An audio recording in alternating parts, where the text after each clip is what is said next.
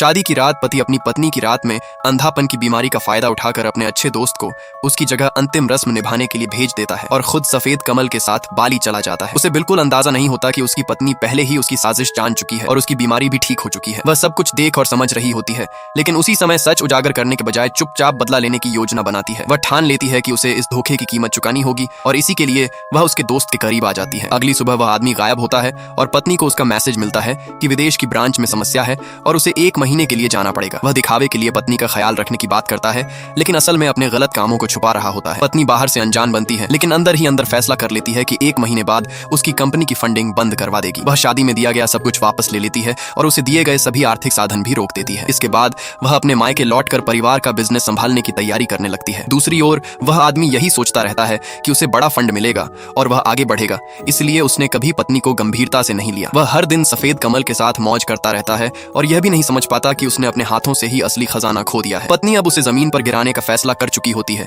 और जो भी उसका नहीं है सब वापस लेने वाली होती है। जब वह आदमी वापस आकर खर्च करने की कोशिश करता है तो उसे पता चलता है कि उसका कार्ड काम नहीं कर रहा। वह घबराकर पत्नी को फोन करता है, लेकिन पत्नी अनजान बनकर बात टाल देती है और फोन काट देती है। मजबूर होकर वह वहां से चला जाता है, जबकि पत्नी का बदला अभी शुरू ही हुआ होता है। इस बीच उसका दोस्त हर रात पत्नी के पास आता रहता है और समय बीतते बीतते 1 महीना पूरा हो जाता है। जब वह आदमी सफेद कमल के साथ वापस लौटता है तो उसे अंदाजा नहीं होता कि उसकी हर हरकत पहले ही रिकॉर्ड हो चुकी है। सच्चाई सामने आने के डर से वह तुरंत झूठ बोलने लगता है, लेकिन तभी उसे पता चलता है कि उसकी कंपनी की फंडिंग रद्द हो चुकी है और हालात बिगड़ चुके हैं। वह अपमानित होकर कंपनी भागता है और उसके जाते ही सफेद कमल पत्नी के सामने अपने रिश्ते का दिखावा करती है और उसे उकसाने की कोशिश करती है, लेकिन पत्नी उसकी बातों से बिल्कुल प्रभावित नहीं होती, बल्कि उसे उल्टा जवाब देकर चुप करा देती है।